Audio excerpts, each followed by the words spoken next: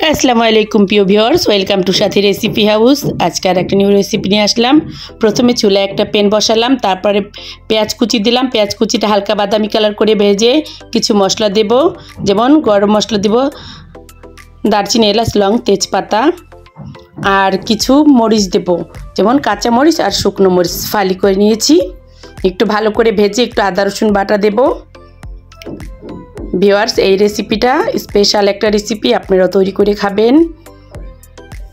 Viewers, ভালো লাগলে subscribe please, বেশি ভালো লাগলে লাইক কমেন্ট শেয়ার করে পাশে থাকবেন। আর ভিউয়ার্স, এখন একটু জয়ফল আর জয়ত্রী গুঁড়ো দিলাম, তারপর একটু গরম মশলা গুঁড়ো, ধনিয়া গুঁড়ো, জিরে গুঁড়ো আর লবণ দিলাম। হলুদ মরিচের গুঁড়ো দিব না। এটা এভাবেই খুবই একটা টেস্টি, একটা সুস্বাদু একটা রেসিপি। তারপরে একটু লবণ দিলাম, একটু পানি দিলাম, দিয়ে ভালো করে মশলাটা কষিয়ে নেব। এই তো কষানোর পরে একটু চিলি সস দিলাম। চিলি সসটা দিতেই হবে, এটা না দিলে এই টেস্টটা পাবেন না। খুবই একটা টেস্টি, একটু সুস্বাদু একটা রেসিপি।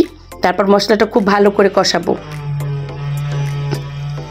তারপরে ভিউয়ার্স, কষানোর পরে এই তো গোশগুলো দিয়ে দিলাম।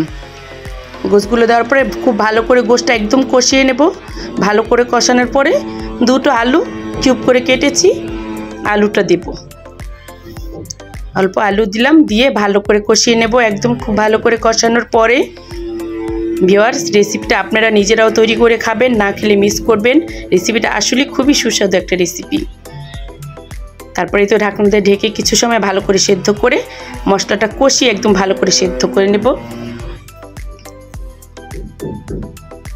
এই তো ভালো করে একদম ভাজা ভাজা করে কষিয়ে নেব।